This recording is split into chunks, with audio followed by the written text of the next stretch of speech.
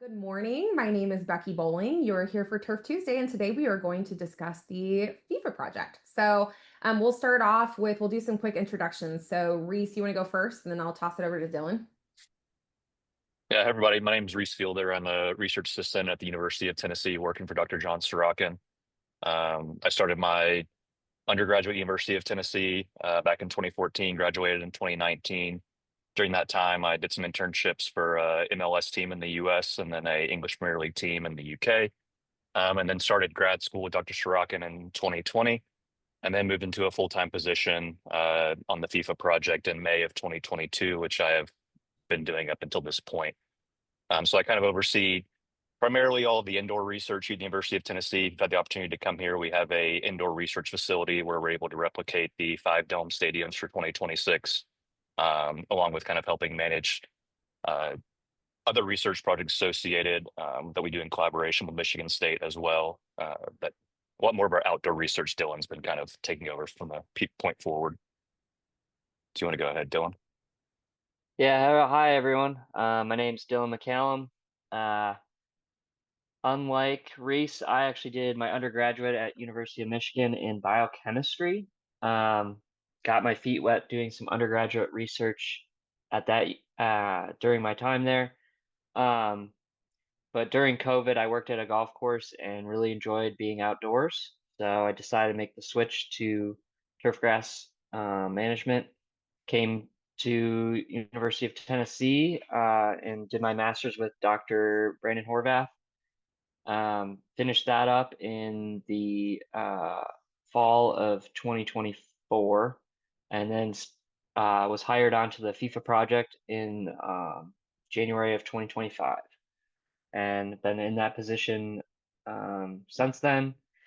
Like Reese said, my main focus has been outdoor research, so looking at all the different outdoor venues, and then specifically looking at some of the synthetic venues that were used in Club World Cup and how to convert the field and have a temporary pitch over top of synthetic.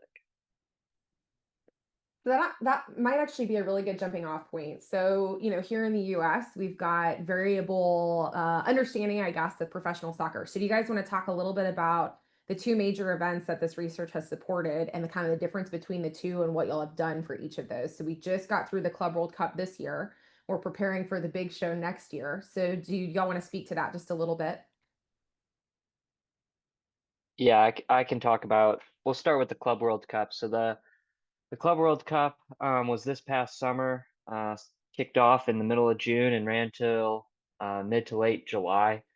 Um, And we were tasked with doing some research for this tournament because one of their requirements in order to host a tournament is the game has to be played on natural grass. And some of the venues selected for the Club World Cup were synthetic. And so, due to some serious issues or some serious time constraints. There was not enough time to remove the synthetic and then replace it with natural grass. So my first study, or what I was tasked with when I first started was, how can we create a playable natural grass surface over top of synthetic? And we've seen in the past when we just put natural grass on top of synthetic, we get this trampoline effect that causes the ball to deaden and not bounce. And so we ended up looking at different concert floorings to kind of put in between the synthetic and the natural grass in order to firm it up and allow that ball to bounce as if it was a natural root zone. That was kind of our big role. We also were tasked with doing a lot of testing at each venue using the Flex device that Dr. Kyley Dickson created just so that it could give field managers an understanding of how their field was performing throughout the tournament, and potentially looking at some more targeted or small area maintenance that maybe was necessary. Say if one area was more compacted and firmer, then you could go in with a needle tine. and relieve that compaction. That's a little bit about what our role was in the Club World Cup. Rhys, if you want to speak to the big boy, the big Yeah, World just to Cup. add a little bit more on the Club World Cup angle. It was a You guys just give me a few minutes. Um, in addition to obviously the Club World Cup kind of had a massive expansion essentially going into the summer of 2025. So in the tournaments played prior, it was essentially 7 teams played in a single country where they used only one stadium. They revolutionized the tournament and expanded it to actually have 32 different teams actually compete in that tournament. So obviously that requires a lot more stadiums to be utilized, a lot more pitches to be made available. In addition to that, because the state or the tournament was only kind of conceptualized and expanded 18 months prior to it actually being played, that led to a lot of the stadium selections kind of being based upon what was essentially available for that period of time. And so that led to a lot of the challenges with even knowing what type of surface we would be dealing with from the research end to be able to then kind of advise FIFA on the back end to actually be able to look at different concert flooring selections or what products available for that area, the timelines they had.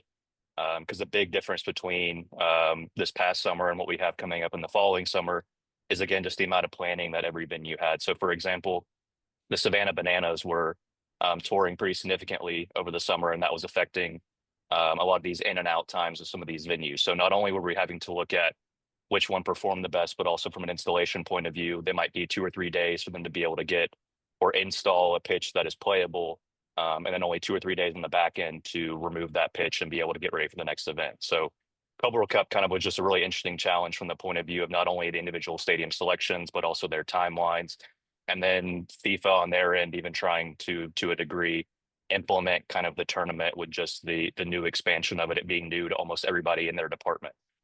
Whereas the Club World Cup, the 2026 tournament that we have coming up, is an expanded tournament. The ideology behind it is pretty set in stone in terms of how they operate, their selection process, the amount of time each stadium is aware, and then also the timeline build outs they have. So it's been unique to be able, from the Club World Cup point of view, kind of see how something has to come together pretty quickly and the ideology behind that in comparison to we've known now for over 2 years, all of the stadiums that have been selected for 2026, kind of what their plans are over a given that 2 year period in terms of any renovations they need to make to prepare for a grass stadium. Because again, as Yeah, Dylan said, you good. yeah. And so one last thing I'd like to add about the Club World Cup was it was very cool.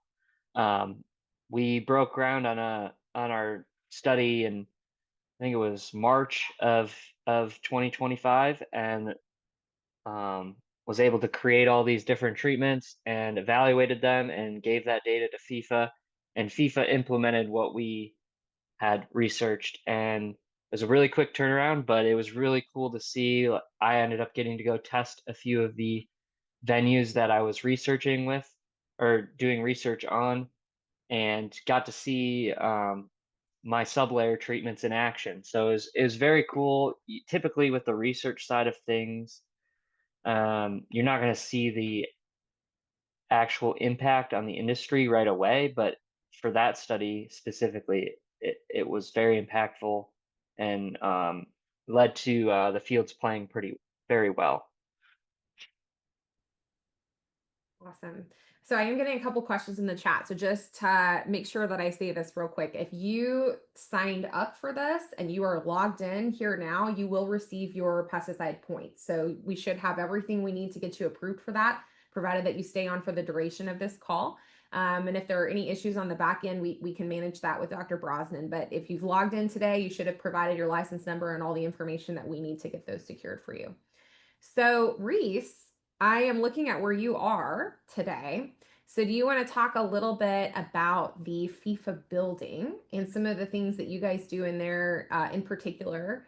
We can see it pretty well too. So you might be able to lift your laptop up and we can get a little sneak peek there. Yeah. Yeah, so just to give a little bit better of a view, typically you might be able to see this side. We have more grass inside of here. We're kind of in our, I wouldn't call it seasonal change. We're always the same in here, but at least our grass change. So if you haven't been able to come on site, we're at our same kind of research facility location in Knoxville, but This building was built and I guess opened up in the beginning of last year, so January of 2024. And we call it our FIFA building. And essentially, it's an indoor research facility that is maintained at a constant temperature, relatively constant humidity, with the ideology of it kind of representing the environment that's created by the 5 dome stadiums that are going to be utilized during the 2026 tournament. Um, we kind of generalize that by just keeping constant temperature and whatnot. There's obviously still fluctuations between each venue. Out in Los Angeles, where SoFi Stadium is, for example, is not fully indoors, does not have vacuum or does not have ventilation from the point of view of air conditioning, but we at least are still able to kind of create the overall shaded environment, not relying on any sort of natural sunlight to provide the energy for the grass plant to be able to grow. And so you can kind of see one of the units behind me. We use LED grow lights as essentially the only source of energy that the grass provides. The way that we kind of talk about this, if you were to come and get a tour here, is that technically to the grass is nighttime right now. We have the light above my head on as kind of just our ability to be able to see in here. But if we turn the lights off, it's completely dark, kind of similar to just the sun going down. And then every afternoon, the LED lights kick on for a 12-hour photo period. And that essentially is the sun rising, providing the plant energy, and then kind of allow it to do its task that it usually gets its energy from for the sun. Essentially what we kind of have done with this building, at least early on, was essentially taking what we know about managing grass outdoors and kind of seeing what small nuances or changes need to be made to kind of manage a system or a grass system that's being utilized and provided energy by those LED lights. But in addition to the lighting, we essentially are able to control almost every single factor, if not every single factor that kind of grows into or goes into the grass's ability to grow and develop and perform.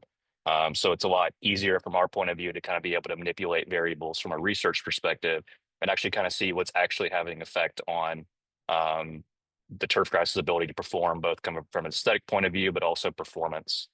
And so what essentially we were able to do early on is kind of answer those, or at least get deeper into those early on questions of like, how will the grass potentially react differently? And then kind of build into more precision-based or specific-based questions that either FIFA may have, or that us as researchers, or even the stadium managers, or even those that just not even related to the tournament, but just manage grass in a more shaded or even completely indoor environment, relying more on artificial lighting systems and how to better manage that. So while we do completely curtail a lot of our studies to be World Cup relevant, it's also just relevant to generally managing grass indoors. We have a PhD student, Conor Burbrink, who's actually looking at different lighting system than what's behind me to be able to get more of an idea of how light quality actually affects the plant rather than just quantity. The lights behind me are on a fixed spectrum, so the only thing we can really change is the elevation of that light to affect the amount of quantity, but it's set on a fixed color spectrum. But the deeper and deeper we can kind of get into how light affects the plant, especially being able to control all of these different variables and not have the environmental factors that we have from an outdoor perspective affecting kind of our results. Just give us a better understanding on how the grass plant actually reacts to that individual light. So we do have a couple of questions in the Q&A, and one of these may be better suited for Conlon, but we'll just see here. So since you're already talking about light, have you made some new findings regarding red blue light, and when and for how long to support recovery? Yeah, we're at a point right now where Conlon's been able to do, our PhD student has been able to do almost 2 runs now of a study. So kind of being able to get to the point of actually making somewhat conclusive results. But as of right now, he only has 1 completed run of actually looking at, I think it's actually 8 different color qualities and kind of the effect it has on the plant, at least visually, from a just standing there looking at, or even just kind of our objective ideology of using kind of DIA or digital image analysis, taking a photo with a camera and then analyzing it. We haven't gotten anything aesthetically that's kind of provided massive differences when it comes to color quality. In addition to his kind of visual observations, he's doing more kind of lab-based observation.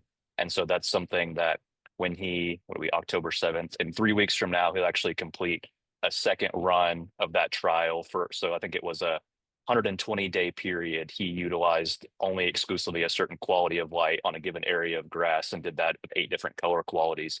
He'll have that second run completed, and by probably the end of the year, we'll actually have a better idea on, at least from our perspective in this environment, how that color is actually affecting things. So as of right now, we don't have anything incredibly conclusive to say on individual light quality, because the systems that we use for more of our broad-based 2026 based research, at least as of right now, is from a company called SGL, and their system is fixed. So their lights provide a 95% red, 5% blue quality of light that we cannot change. So from our perspective, we're not actually looking at light quality from that point of view, because the quality that'll be utilized for the 16 venues will actually be the same spectrum. So we essentially early on looked at what photo period or amount of light is kind of needed, and then based our studies off of that, not really the individual effect that different qualities of light would have, since that wouldn't be directly relevant to the 26 tournament.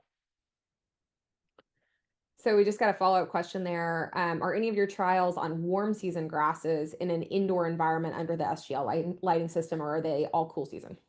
So as of right now, just given the priority of this building has to be kind of answers based for 2026.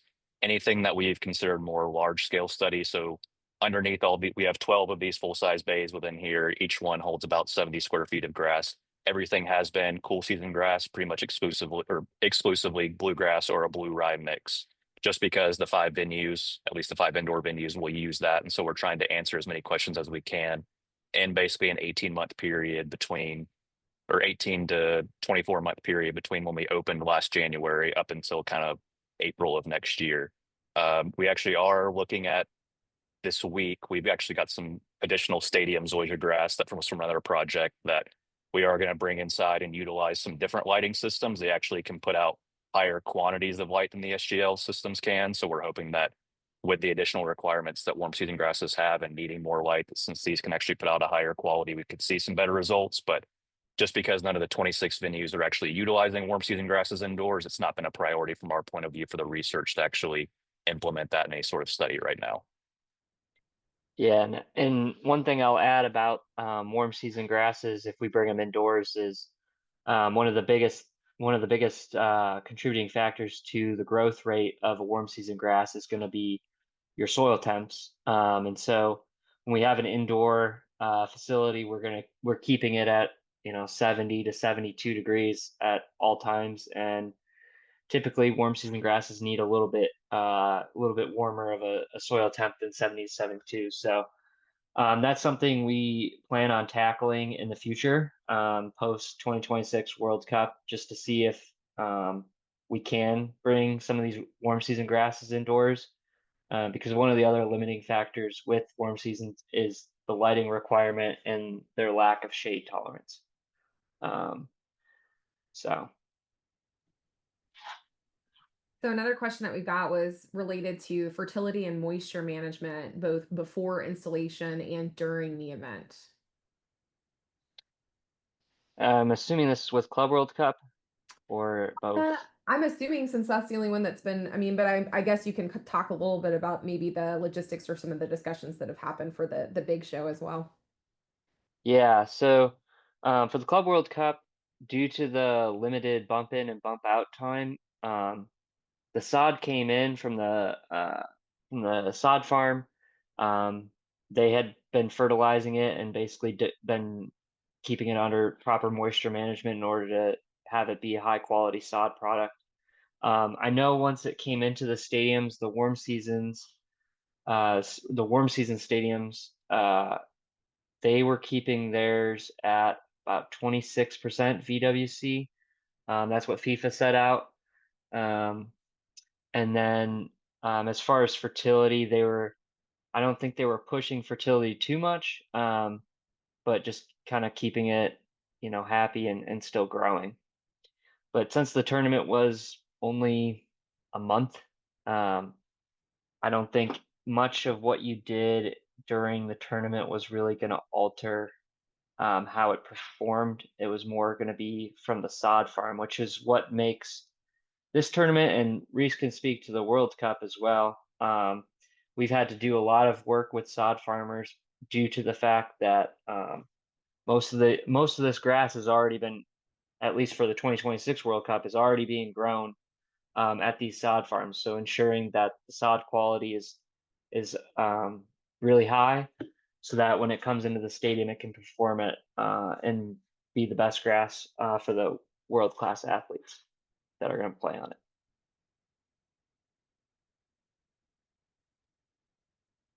I don't know if you have anything to add, Reese. I think it would be kind of neat to dig into a little bit more. We have a very diverse audience that follows this, right? And we've talked about sod on plastic before on this podcast, but I think it'd be good maybe to revisit that a little bit and talk about production for the World Cup looks very different than what we would do for the standard event. So can you speak to that just a little bit more? Why are we already growing things this early? What does that look like? What are some of the benefits of doing that thought on plastic, and maybe talk a little bit about that hybrid requirement as well? Yeah, so I know just in general, the tournament could easily have happened without any sort of massive research effort from the point of view of a lot of the systems we have in place within the US have been around for decades now to be able to have high quality sod, to be able to have educated turf managers at each individual venue. So kind of our job was kind of tasked to come in and essentially look at what are the 1% differences that are relevant to kind of the highest level sport, whether that is even NFL, college football, professional soccer. Like there's small minute differences that kind of make a big difference.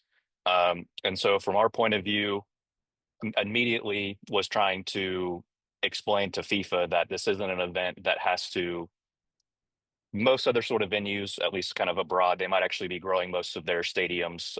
Let's take the UK, for example. They're growing ryegrass as an annual every single year, renovating their fields. So there isn't a large quantity sod kind of industry for the most part outside of the US for a lot of venues, generally at least. Whereas here in the US, we have a large amount of sod farmers, and we also have a large amount of high quality sod where an entire field can be replaced and basically played on within a day or two, if not even that same day, depending on your install timeline.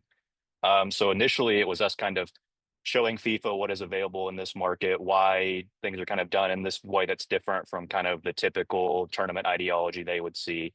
But then at the same time, as Dr. Bowling pointed out, there are some requirements that FIFA has on their end that are pretty unknown or would not be per se needed in the US, just given that sod market that are helping develop those systems abroad. And so it was kind of bringing those two entities together and trying to figure out what would work best to be able to kind of mesh the two together and kind of create a relationship that wasn't pushing too hard in either direction and upsetting either the two parties.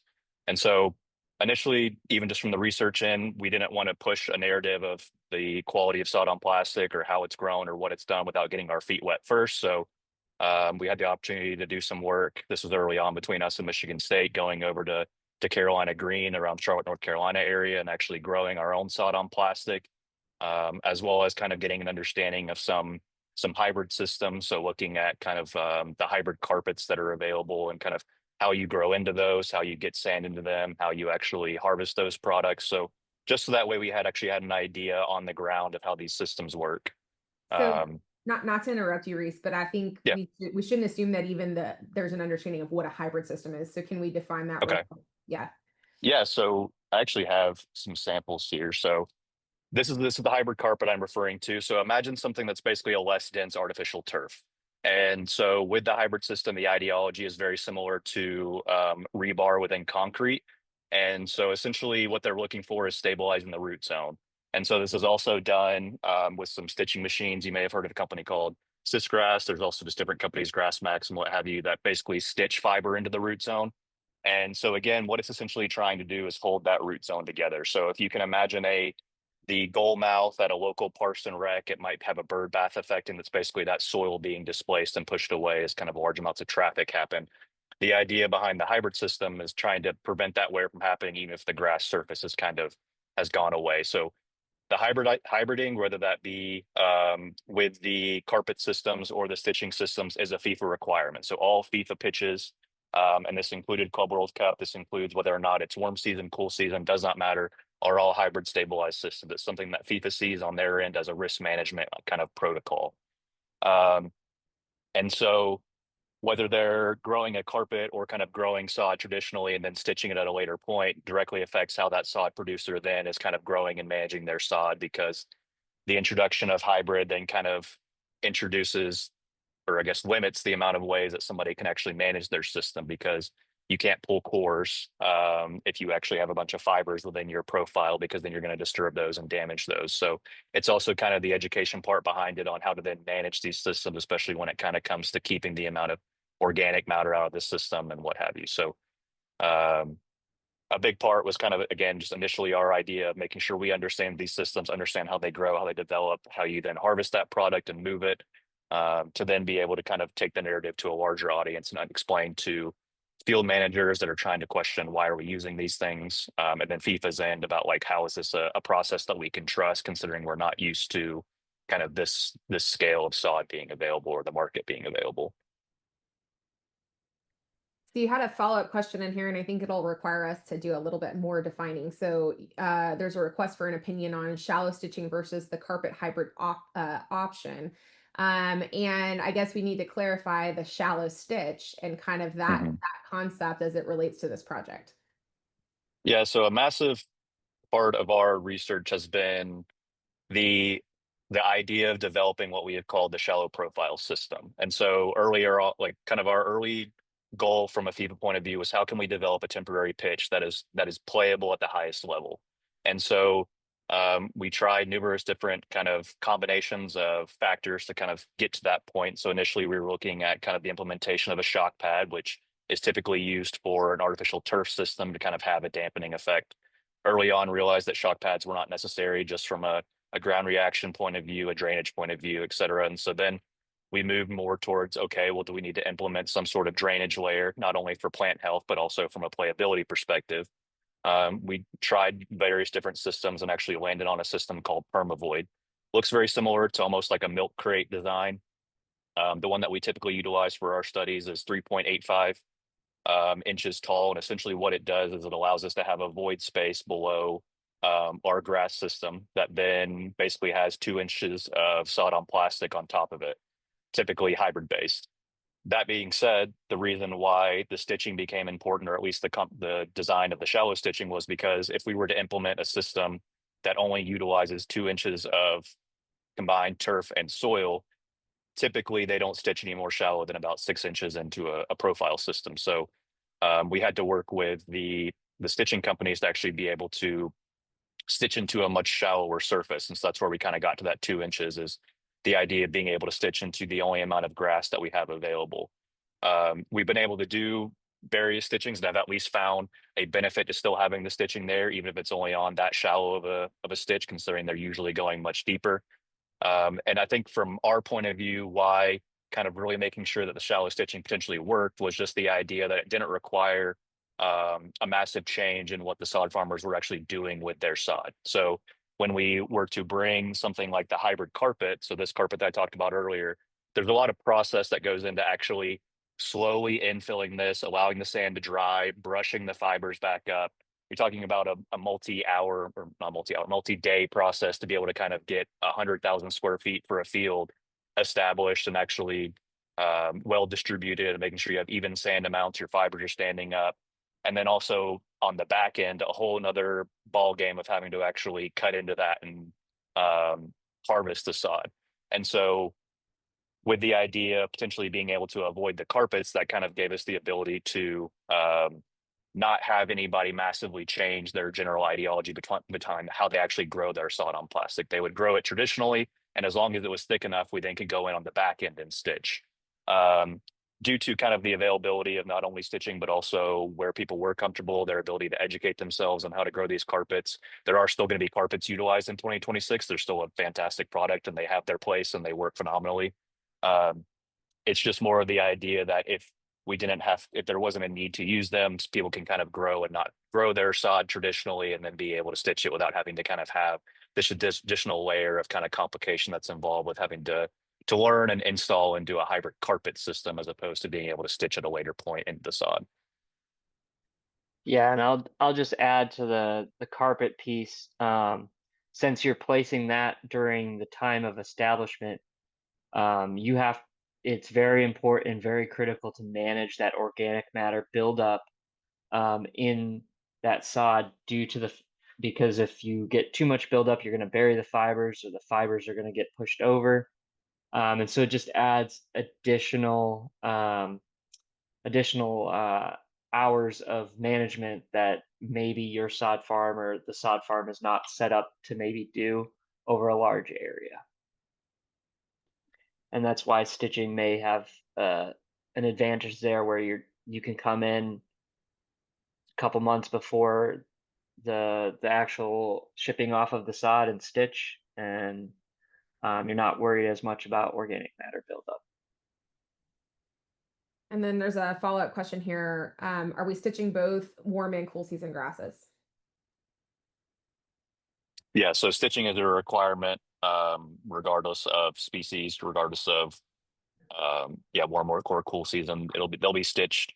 And that's also where kind of the shallow stitching comes into play as well. Is the NFL stadiums will most likely remove the grass, or at least the stadiums will remove the grass post tournament or post FIFA tournament to get ready for the NFL season. And so our ability to stitch kind of shallow into those profiles as well makes it to where even if we don't see a massive amount of benefit with putting fiber into a Bermuda grass, Bermuda is basically build its own hybrid network with the amount of stolons and rhizomes it produces.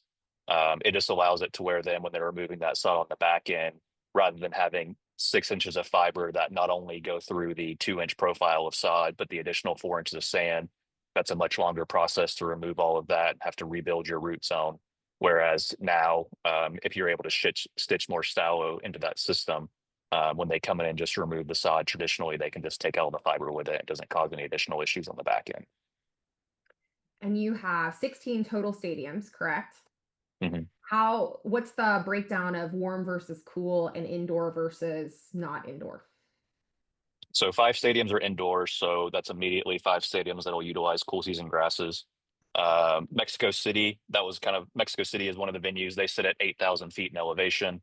And so one of our early on projects was actually kind of working with them to actually look at kind of doing a cool season grass establishment in Mexico City. So they, for generations now, I think 50 plus years, they've utilized, if not longer, kikuyu grass in that venue. And it's not that we inevitably found a reason that kikuyu grass was bad, but it's more a large part of the research effort is actually reducing variability from stadium to stadium.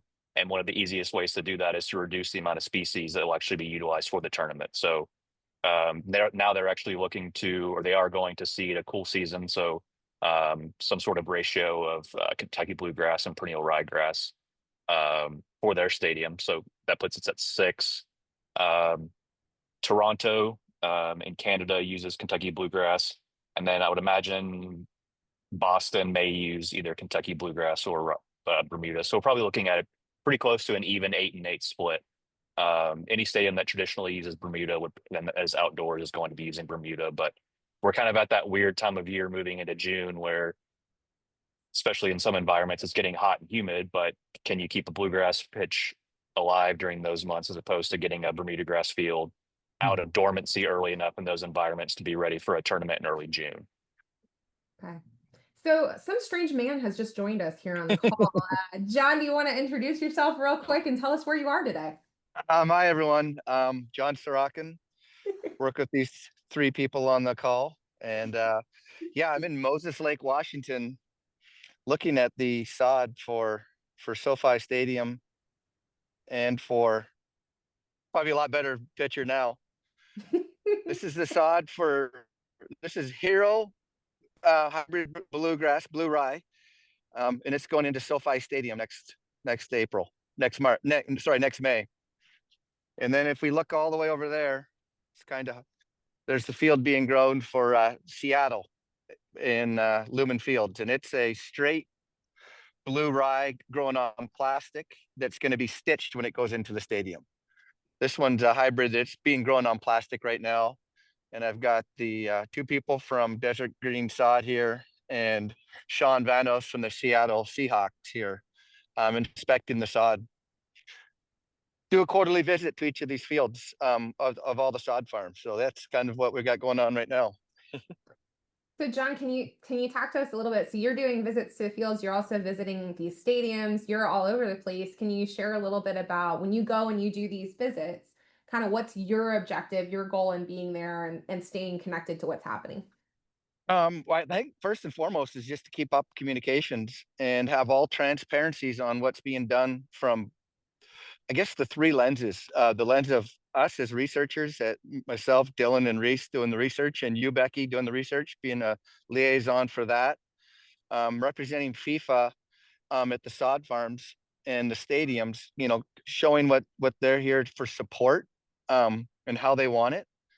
And then, the other aspect is like looking at it, offering advice of what they could do to manage these fields. And as you can see, get the hygiene management of these and getting into it, getting ready to go into winter. I can find the synthetic fibers in here. You don't want to see too much organic matter. They've had to reseed a couple of areas because they went through the hot summer. So there's just got some ryegrass beginning to pop up and some bluegrass that they seeded 2 weeks ago on. So it's all about the communication, I think, and offering some additional advice to help everybody. Gotcha. So we just got a question in the chat, and so the question is related to: are we doing all the same C4 cultivars, all the same hybrid Bermuda grasses at all of the participating stadiums, or do we have some diversity? Same question for I can answer as that well. one. Every warm season grass stadium is going to be either Tahoma 31 or Northbridge that's been selected, with the exception of Miami. They are Tifway 419.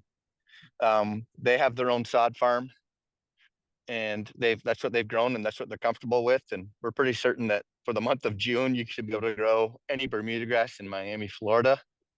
But yeah, and it's been up to the stadiums to select what varieties they want, or that they work with the sod farms. The bluegrass ryegrass stadiums, so they're all blue rye mix. The sod farms are all growing varieties they've worked with seed companies in the past. So we've got Pure Seed, we've got DLF, we've got Mountain View and Landmark Seeds. I think even Bamberg. So almost every seed companies, probably that major seed companies, got their varieties in at least one or some of the pitches. All right, so another question that's going to kind of bring us back to the indoor, and Rhys, I know this is something that you've looked at, is can the uses of plant growth regulators under the grow lights be beneficial? Yeah, so this is a topic we got a little gun shy about early on. So we were applying at basically label rates that you would outdoors for a sports field, and basically got pretty overregulated pretty quickly indoors. And so for a little while, we shied away from not shied away, but we just got to the point of where we really weren't seeing any benefit, at least at those high rates. What we originally thought was kind of based on some work that Dr. Sorochan and actually Dr. John Steyer at the University of Tennessee were involved with when the World Cup was in the U.S. back in 1994. And they were operating with systems, or at least lights, that were providing somewhere in the region of 6 moles of light, or the quantity of light that was being put out. And so the use that they found of using plant growth regulators was tremendous because of the absolutely reduced shaded environment that they were kind of hoping to keep grass alive in. When we're able to run our lights at kind of the amount of time that we see necessary, so what we utilize the 12-hour photo period, we're providing upwards of 22 moles of light. And so that's not far and above, but basically right in the sweet spot of kind of where cool season grasses, or at least that Kentucky bluegrass and ryegrass is at, of not actually being in a shaded environment and actually providing enough energy.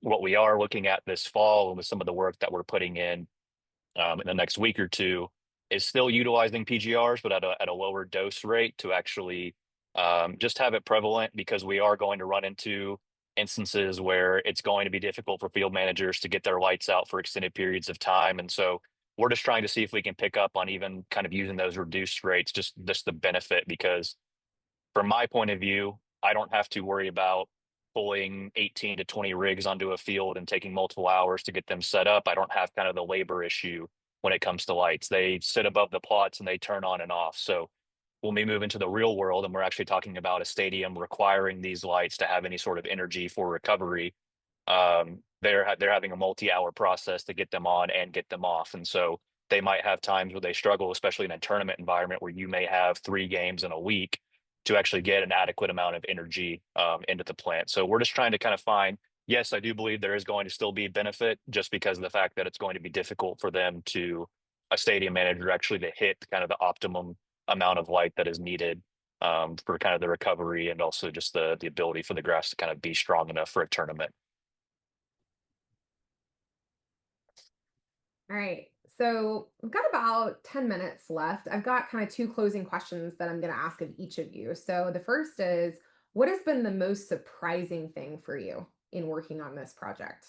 And we'll start with Dylan, because he hasn't talked here in a little bit. Yeah. The most surprising thing I think for me in this instance is how applicable our research is to the tournament and to field managers directly. I kind of touched on it with Club World Cup. It was very interesting to see that within a couple months, my research was being utilized in each one of these venues, and it's something you don't get to see all the time as a researcher. John, what about you? Well, we maybe have lost him. It's a good face, Yeah, though. it's a good face to freeze I'm on. here. I'm here. I'm here. Hopefully you can see me. Yeah, we can. Yeah. Okay. Um, yeah. What surprised me the most was, like, kind of going off of what Dylan said, was, how much data we could generate. And it's not your traditional kind of research projects where you go out and you set the hypothesis, your null hypothesis, and follow the whole scientific methods of getting data in a short period of time. Where I think, Rhys, we've probably done close to 100 studies between us and Michigan State University in the last 3 years. And it being applicable.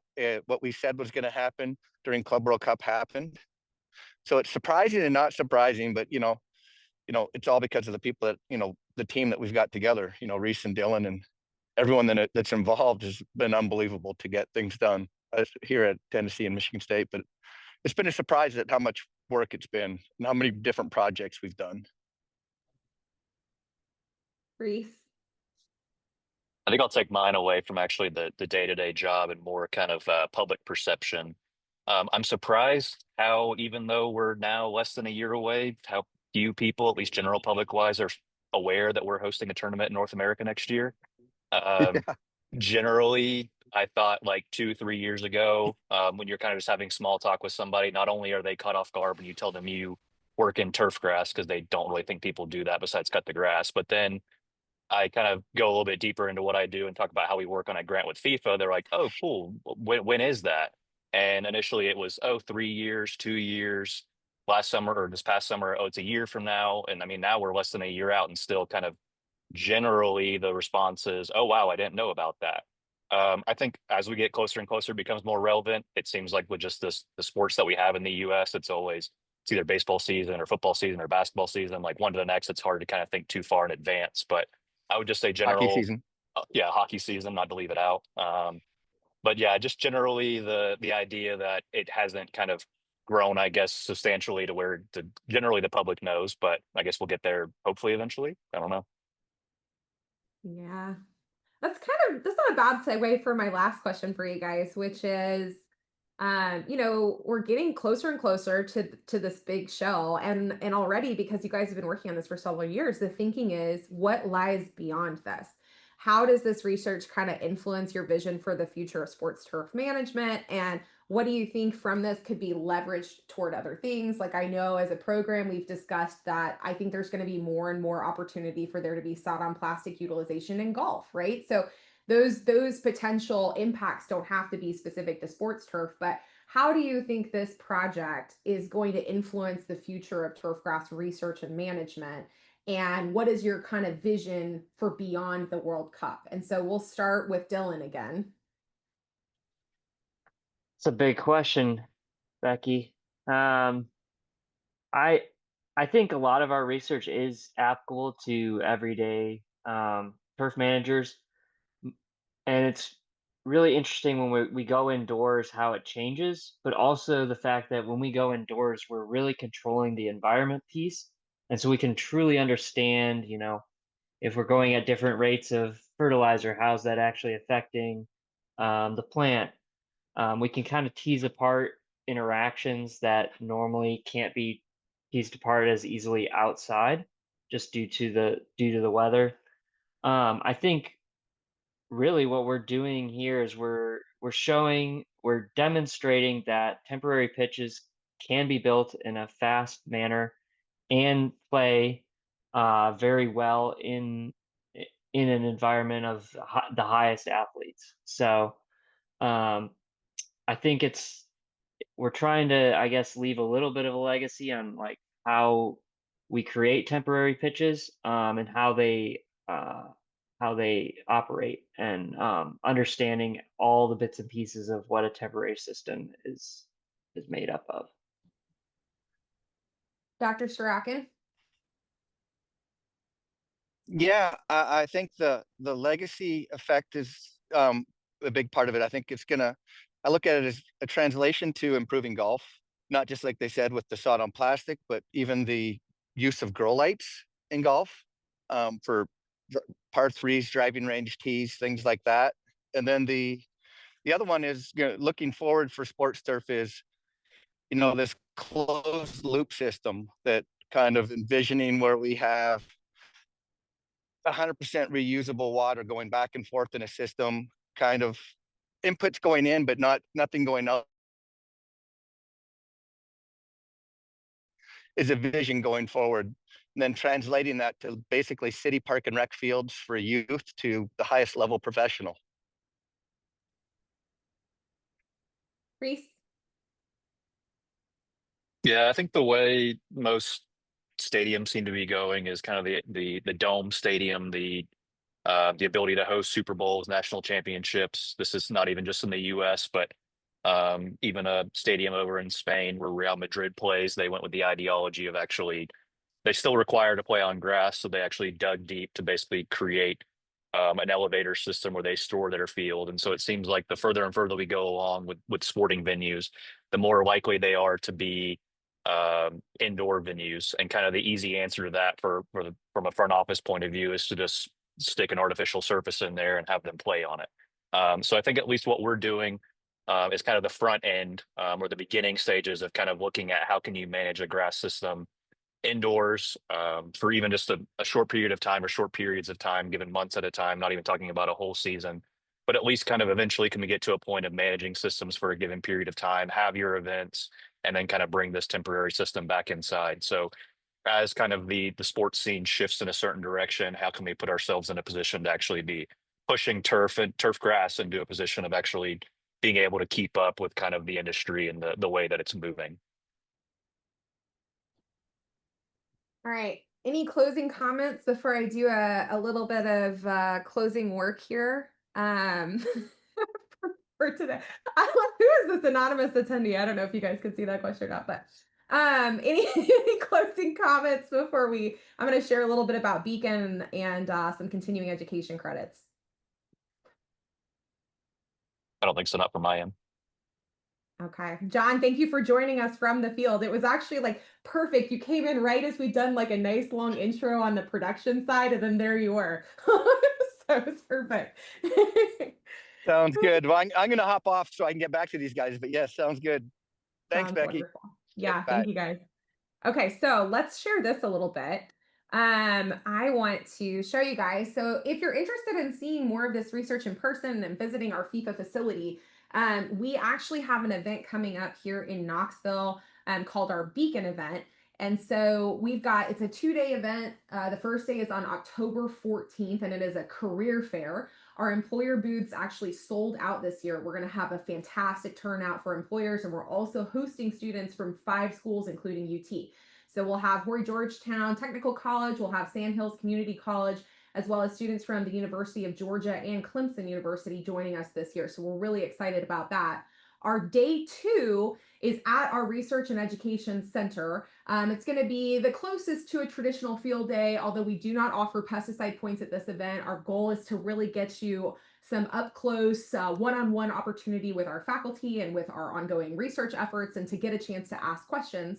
And so we'll have kind of 3 main tours as part of that day 2, focused on different areas of our research here at UT. And one of those, the first one, will be focused on Dr. Sorochan and company sports field research at large. And so I believe that people will get an opportunity to tour the FIFA building and to see some of the other work that's being done out there. That's at 8:30 in the morning. And then we also have a tour of research for my program that's focused more on varietal selection and some of the research that we're doing looking at resource use efficiency in more public scale turf environments. And then And then we've got Dr. Brazen and Dr. Horvath will be presenting a tour on Rolling True.